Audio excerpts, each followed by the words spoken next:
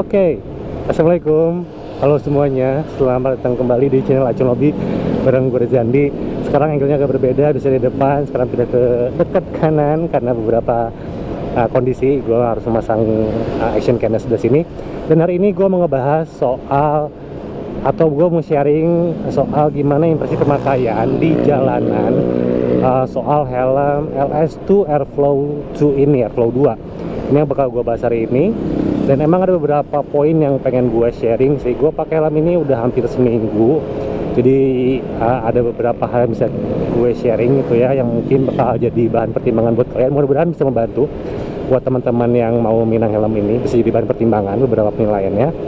Dan ya menarik sih, ada beberapa kelebihan dan juga kekurangan dari si helm ini. Dan gue bakal langsung bahas aja setelah gue pakai selama seminggu, sempat hujan-hujanan juga gitu kan ya. Yang pertama itu gue ngebahas soal bobotnya yang ringan. Helm ini bobotnya hanya 1200 gram, bahkan kurang. Untuk gue timbang di studio tuh bobotnya lebih kurang dari itu.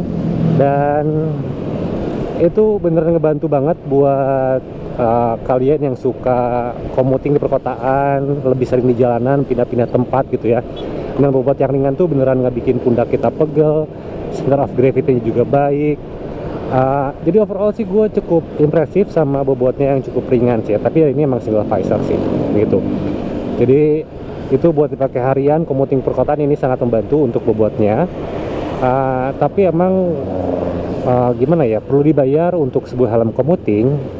Ada beberapa fitur yang menurut gue ini masih kurang lengkap gitu, karena ini fiturnya basic untuk helm LS2 ini. Dan ya dengan fiturnya yang masih basic, jadi helm ini merupakan helm single visor tanpa sun visor.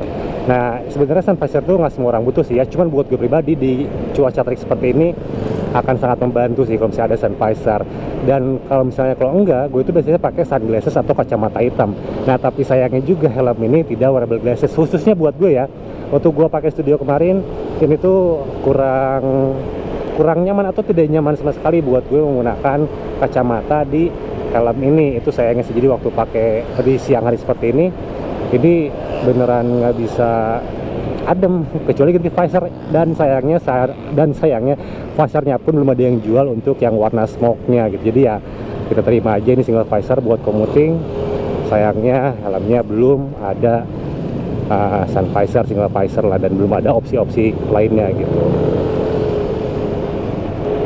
Dan sekarang kita lagi naik flyover. Di sini gue bisa ngejelasin soal airflow-nya. Di sini anginnya cukup kencang kan anginnya. Sebenarnya ngomongin soal airflow, gimana ya? Ini tuh sebenarnya kerasa banget di speed 50 km per jam ke atas. Ini sekarang kita udah di speed 70. Ini lumayan adem sih, kerasa sih. Optimal untuk si airflow-nya, baik posisi tegak ataupun kita sedikit menunduk seperti ini kerasa masuk untuk ventilasinya gitu. Dan memang kerasanya itu optimal di 50 km per jam gitu. Sekarang kita naik ke 75, 76, dan ya enak sih, airflow-nya kerasa sih. Makin tinggi speednya, makin cepat aliran udara yang masuk ke si helm ini gitu. Jadi kanalnya berfungsi dengan baik kanal di eksternalnya, scoopnya, ataupun di area dalamnya gitu. Ini oke untuk si ventilasinya, bisa dibilang sesuai namanya lah gitu, walaupun ada yang lebih adem gitu. Dan tadi nambahin sedikit soal airflow-nya ya. Kalau misalnya tadi kerasa banget di speed 50 km ke atas, di speed 70 km per jam itu kerasa massive. Cuman untuk di speed 30 ini masih biasa aja, nggak kerasa banget sih untuk ventilasinya.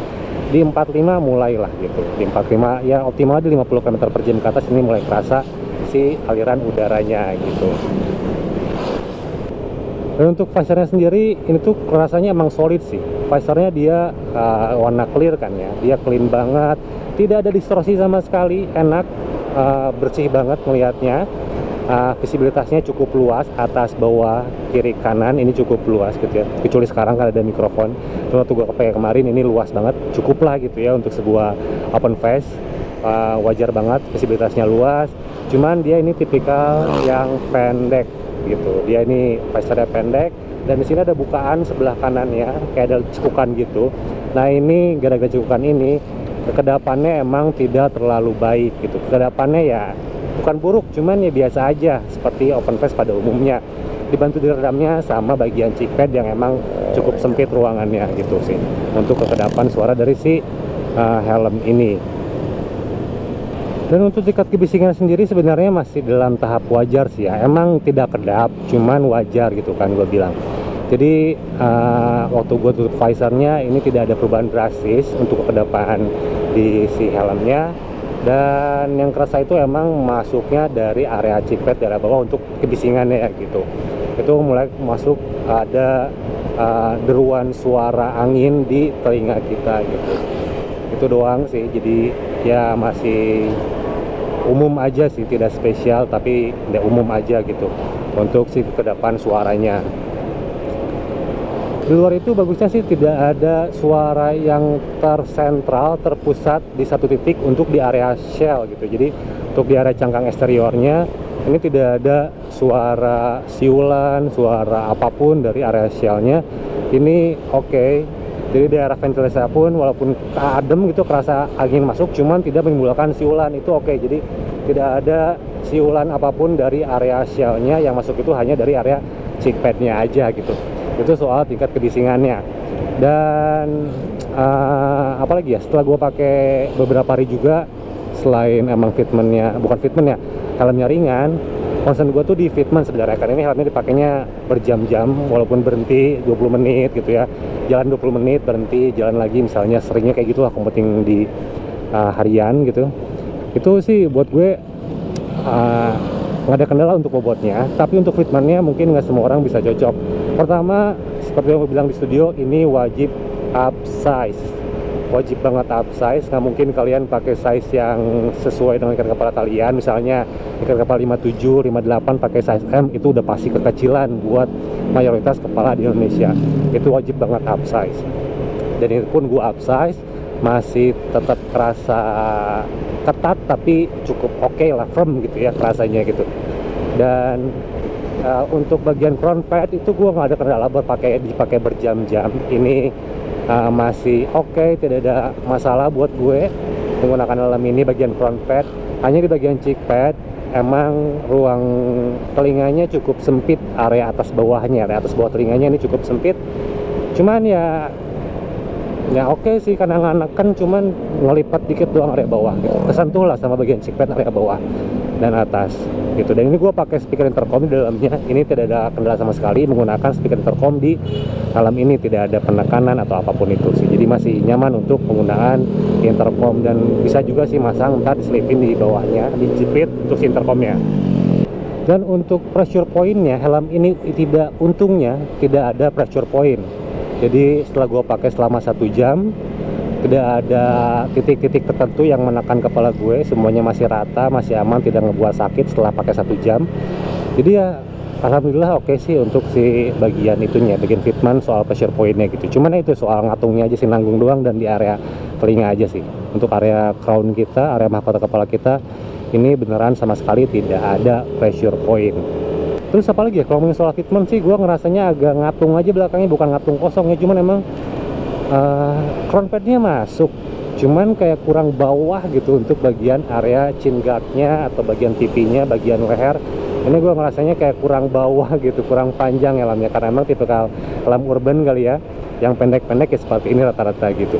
Dan kita terekspos banget ini area leher dengan menggunakan helm seperti ini gitu. Banyak yang bilang kayak waktu gue pakai helm ini kayak yang nggak masuk full atau kayak nanggung masuknya, emang kelihatannya seperti itu gitu, karena emang nggak full banget. Dan kalau dipakai speeding gimana? Kalau misalnya kita speeding di kota sih ya, speeding wajar, nggak terlalu kencang-kencang banget, sekitar 80 sampai ke 90 mungkin gitu ya. Sebenarnya on paper kan dia udah tersertifikasi ISI 2206, aman. Cuman kan nggak ada yang mau celaka, nggak ada yang mau ngetes helmnya dengan cara crash gitu kan ya. Itu on paper aja, biarkan itu jadi kelebihan on paper. Cuman untuk perasaan yang kita dapatkan pakai helm untuk lagi speeding, emang nggak bikin kita lebih pede juga sih.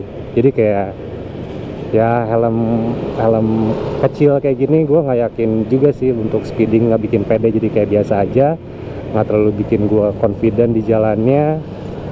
Ditambah lagi deruan anginnya lumayan kerasa, jadi makin jiper biasanya dengan deruan angin yang kerasa kencang banget, nggak terlalu bikin adem di hati gitu waktu lagi speeding. Kita coba, ya itulah seduruan mesin pun jadinya kedengar banget sih jadinya ya. Nggak ada, kita santai aja pakai helm minimal ya gitu, untuk harian aja cukup gitu buat kita commuting aja gitu. Jadi ya kekedapan berpengaruh terhadap tingkat percaya diri kita waktu lagi bawa motor buat gue ya gitu. Helmnya ngerasa ngunci dan lain-lain gitu ya. Jadi kurang lebih seperti itu untuk impresi pemakaian sharing dari gue soal helm ini dipakai di jalanan. Setelah gue pakai seminggu, mudah-mudahan bisa membantu kalian yang lagi pengen atau mempertimbangkan buat beli helm ini. Ada beberapa highlight point yang bisa kalian ambil di sini gitu, sesuai dengan kebutuhan atau tidak. Kalau misalnya sesuai dengan kebutuhan kalian, mungkin ini bisa jadi cocok. Helm yang sudah tersertifikasi ECE, brandingnya juga oke gitu ya, harganya terjangkau, cuma 720.000 aja.